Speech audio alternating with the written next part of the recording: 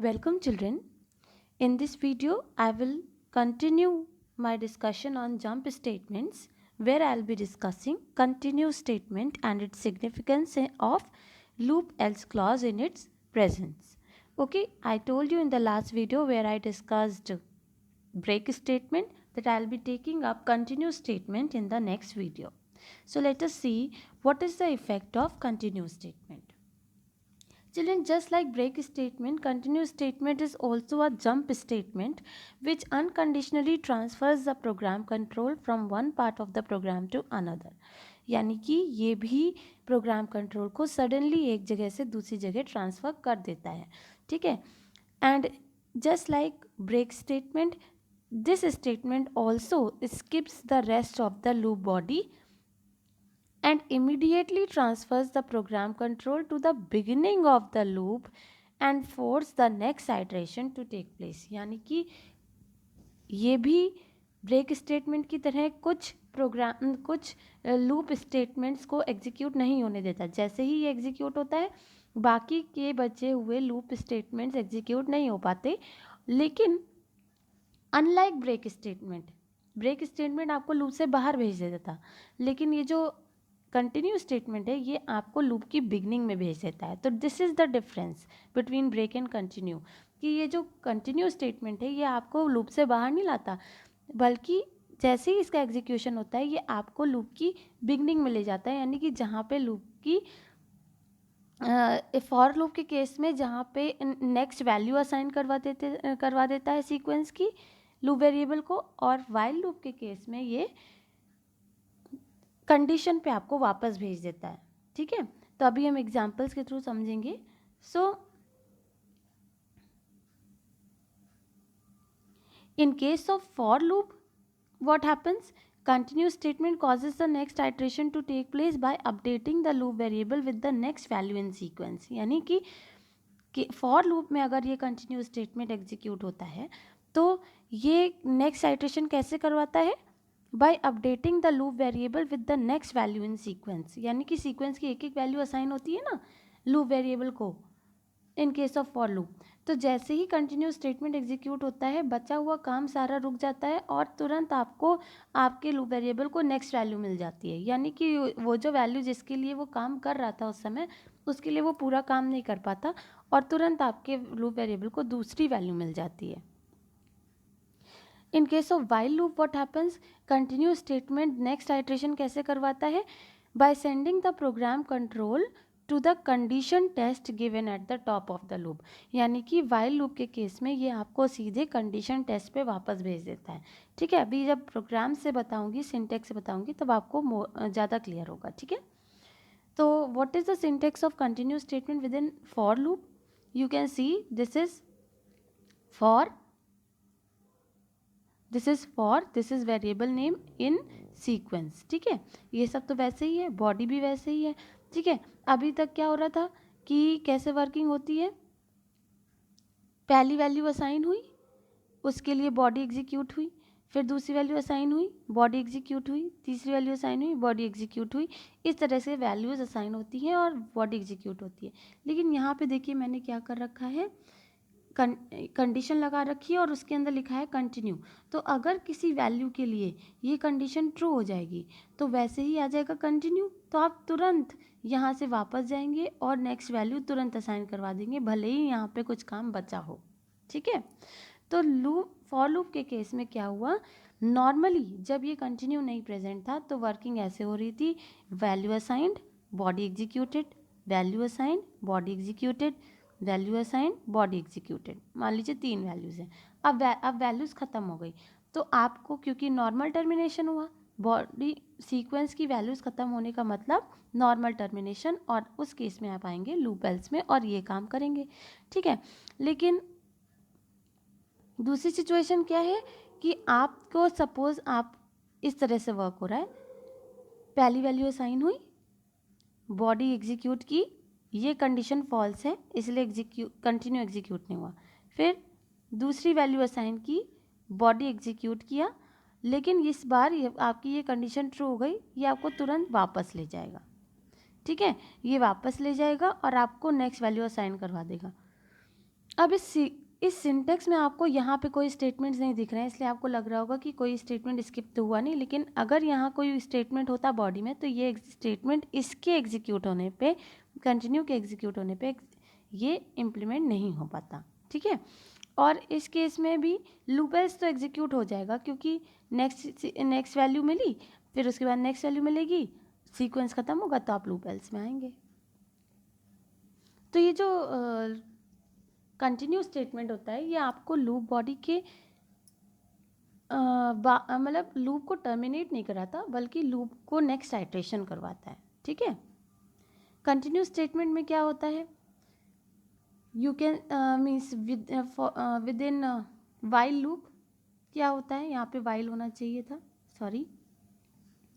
तो देखिए इनिशियलाइजेशन किया, कंडीशन लिखी, बॉडी है, इस कंडीशन पे कंटिन्यू एग्जीक्यूट होगा और अपडेशन यहाँ करा रखा है, ठीक है। अब नॉर्मली कैसे काम होता है, इनिशियलाइजेशन के बाद कंडीशन चेक होती है, कंडीशन चेक होने पे बॉडी एग्जीक्यूट होती है। बॉडी में देखिए इतना काम है, ठीक। बॉडी ये लाइन एग्जीक्यूट हुई, फिर मीन्स ये लाइन एग्जीक्यूट हुई, फिर कंडीशन चेक किया, कंडीशन फॉल्स निकली तो कंटिन्यू तो एग्जीक्यूट होगा नहीं, अपडेशन हुआ, फिर आप यहाँ चले गए, फिर से कंडीशन चेक की गई, अगर ट्रू है तो ये एग्जीक्यूट करेंगे, ये चेक करेंगे, अगर फॉल्स निकला तो ये करेंगे और यहाँ चले जाएंगे। लेकिन मान लो आपकी बार जब हमने कंडीशन चेक की तो आपकी ये बॉडी एग्जीक्यूट हुई और ये कंडीशन भी ट्रू हो गई, ठीक है। तो ये ट्रू होने के बाद हुआ कंटिन्यू, एग्जीक्यूट हुआ, और कंटिन्यू आपको तुरंत यहाँ वापस ले जाएगा। नॉर्मली आप इसको करने के बाद वापस जा रहे थे, लेकिन कंटिन्यू आपको ये काम करने नहीं देगा और आप सीधे यहीं से वापस हो जाएंगे। यहाँ से वापस हुए, फिर से कंडीशन चेक होगी ये वाली, ठीक है। अगर कंडीशन ट्रू निकली तो फिर आप ये एग्जीक्यूट करोगे, और अगर आपकी बार ये कंडीशन फॉल्स हो गई तो आप ये एग्जीक्यूट कर पाओगे, वरना आप एग्जीक्यूट नहीं कर पाओगे, ठीक है। तो जब लूप कंडीशन फॉल्स होगी तब उस केस में आप यहाँ आएंगे और ये काम करेंगे, फिर अपना नॉर्मल प्रोग्राम एग्जीक्यूट करेंगे, ठीक है। एग्जाम्पल से समझते हैं। सबसे पहले देखिए एक लूप है वाइल लूप, x की वैल्यू इनिशियली 1 है, ठीक है। यहाँ मैं ड्रॉ कर रही हूँ, x है इनिशियली 1, फिर x की value less than equal to 5 है, यस। प्रिंट x को प्रिंट कराया, 1 प्रिंट हुआ, ठीक है। x is equal to x plus 1 यानी x2 हो गया। फिर x की वैल्यू 3 है क्या, नहीं, तो फिर ये काम एग्जीक्यूट नहीं होगा, ठीक। x इंटू 2, एक्स की वैल्यू क्या है 2, 2 2 ज़ा 4, ठीक है।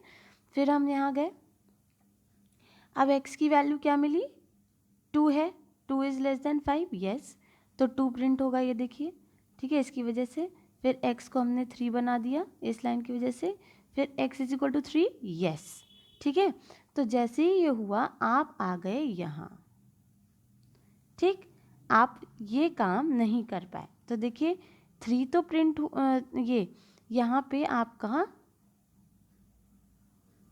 3 हुआ, 3 के लिए कंडीशन ट्रू हो गई, आप सीधे यहाँ आ गए, आप ये वाला प्रिंट नहीं कर पाए, 2 वैल्यू के लिए ये वाला प्रिंट नहीं कर पाए। तो देखिए it skips a part of the loop body and takes you to the beginning of the loop, ठीक है। फिर x की वैल्यू क्या है 3 है, तो 3 लेस देन 5 है, तो देखिए 3 प्रिंट हुआ, इस लाइन की वजह से 3 प्रिंट हुआ। फिर x हो गया 4, 4 इज इक्वल टू 3, नो, तो यहाँ आए तो देखिए ये एग्जीक्यूट होगा, 4 इंटू 2 8 प्रिंट हुआ, ठीक। फिर x 4 हो चुका है, 4 इज लेस देन 5, यस, तो 4 प्रिंट हुआ, ठीक। फिर x की वैल्यू बनी 5, फिर x is not equal to 5 is not equal to 3, तो फिर से ये हुआ 10 प्रिंट हुआ, ठीक। फिर उसके बाद 5 इज़ नॉट लेस बस इक्वल टू 5, तो 5 प्रिंट हुआ, देखिए इसकी वजह से।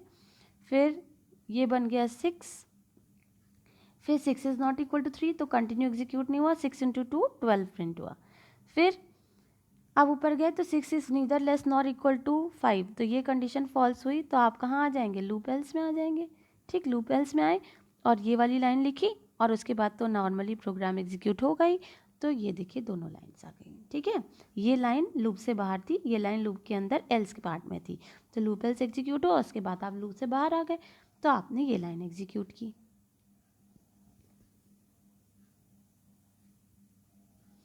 अब देखिए कभी कभी कंटिन्यू स्टेटमेंट में, जैसे आप जानते हो ना कि कंटिन्यू स्टेटमेंट में कभी कभी हमारी कुछ लाइंस स्किप हो जाती हैं एग्जीक्यूट होने से, कंटिन्यू स्टेटमेंट की वजह से, क्योंकि आपको उसने तुरंत यहीं से वापस भेज दिया, ये लाइन एग्जीक्यूट नहीं हो पाई। और हमारी जो ये लाइन थी ये अपडेशन की लाइन थी, तो अगर अपडेशन स्किप हो गया तो वैल्यू तो चेंज हुई नहीं एक्स की, तो फिर लूप कभी कभी हमारा इनफाइनाइट हो जाता है। ये देखिए इनफाइनाइट हो जाता है, और उस केस में क्या होता है, किस वजह से होता है, क्योंकि अब जो पार्ट मिस हुआ वो था अपडेशन वाला पार्ट, और अपडेशन अगर मिस हो गया तो लूप की वेरिएबल की वैल्यू वही रहेगी हमेशा, अपडेशन हो नहीं पाया, इसलिए इनफाइनाइट हो जाता है। देखिए कैसे, x 1 है, ये देखिए x है 1, फिर 1 is less than equal to 5, yes, तो 1 प्रिंट किया, ये देखिए 1 प्रिंट हुआ, फिर 1 इज इक्वल टू 3, नो, तो फिर कंटिन्यू एग्जीक्यूट नहीं हुआ, x 1 से इंक्रीज हो गया, ठीक। फिर 2 इज़ लेस देन 5, यस, तो 2 प्रिंट हुआ, फिर 2 is equal to 3, no, continue execute नहीं होगा, x हो जाएगा 3, फिर 3 is less than equal to 5, yes, तो 3 प्रिंट हुआ, ये देखिए, फिर 3 इज इक्वल टू 3, ट्रू हो गया ना, तो कंटिन्यू, आप यहीं से वापस हो गए। देखिए जो चेंज हमारे x की वैल्यू में आ रहा था, देखिए अब x हमारा जो वैल्यू थी 1 से 2 हो गया था, फिर 2 से 3 हो गया था, और 3 के लिए जब हमने यहाँ काम किया तो 3 ट्रू निकला, तो 3 वाला प्रिंट हुआ, लेकिन फिर x is equal to 3 condition true हो गई, तो कंटिन्यू ने आपको तुरंत यहीं से वापस भेज दिया, ये काम करने नहीं दिया। यही तो वो काम था जिसने आपकी x की वैल्यू को चेंज कर रहा था, ठीक है। तो x की वैल्यू यहाँ चेंज हो नहीं पाई, तो इसलिए हमारा यहीं से हम वापस हो गए, तो अभी भी x 3 है, फिर से 3 प्रिंट हुआ, फिर से ये कंडीशन ट्रू हुई, फिर से कंटिन्यू हो गया, आप यहीं से चले गए, फिर आपका x अभी भी 3 ही है, तो 3 प्रिंट हुआ, फिर x is equal to 3 true हो गया, फिर कंटिन्यू हो गया। यानी हम बार बार 3 की वजह से यहीं से वापस हो ले रहे हैं, हम ये कर ही नहीं पा रहे, क्योंकि जो पार्ट स्किप हुआ वो अपडेशन का पार्ट है। तो अगर अपडेशन स्किप हो गया तो आपका लूप कभी कभी इनफाइनाइट हो जाता है in case of continue statement, okay. फिर क्योंकि हम इस लूप से बाहर ही नहीं आ पाए, तो एल्स एग्जीक्यूट होने का कोई मतलब नहीं, प्रिंट एग्जीक्यूट होने का कोई मतलब नहीं, ठीक है। तो आप देख रहे हैं कि यहाँ पे जो है हमारा लूप इनफाइनाइट जा रहा है, ठीक है, 3 3 3 3 3 3 3 3, फिर उसके बाद ऐसे ही 3 3 आता ही चला जाएगा। नीड ऑफ जंप स्टेटमेंट्स ये होती है कि कभी कभी हमें अनकंडीशनली लूप को टर्मिनेट करना होता है या फिर रीस्टार्ट करना होता है, तो उस केस में हमारे ये continue and break statement help करते हैं। ब्रेक स्टेटमेंट आपके आने वाले सारे आइट्रेशंस को ख़त्म कर देता है, it terminates all the upcoming iterations, क्योंकि तो जैसे ही एग्जीक्यूट होता है ये आपको लूप के बाहर ले आता है, तो लूप का बचा हुआ काम आप कर ही नहीं पाएंगे, ठीक है। कंटिन्यू स्टेटमेंट में क्या होता है, it terminates just the current iteration and then the loop will continue with the rest of the iterations। मतलब ये current iteration के बचे हुए काम को छुड़वा देता है और तुरंत नेक्स्ट आइट्रेशन स्टार्ट कर देता है। नॉर्मली एक आइट्रेशन का पूरा काम होता है, उसके बाद नेक्स्ट आइट्रेशन आता है, लेकिन ये जैसे एग्जीक्यूट होता है ये आइट्रेशन के बचे हुए काम को छोड़ देता है और आपको तुरंत दूसरे आइट्रेशन पर ले जाता है। तो this is the need of jump statements. तो जब भी हमें इस टाइप की ज़रूरत पड़ती है हम इस काम को मतलब इन दोनों को यूज़ करते हैं, ठीक है। So I hope you must have understood the role of continue and break statements in Python. If you have any confusion you can write it in the comment section. Thank you so much.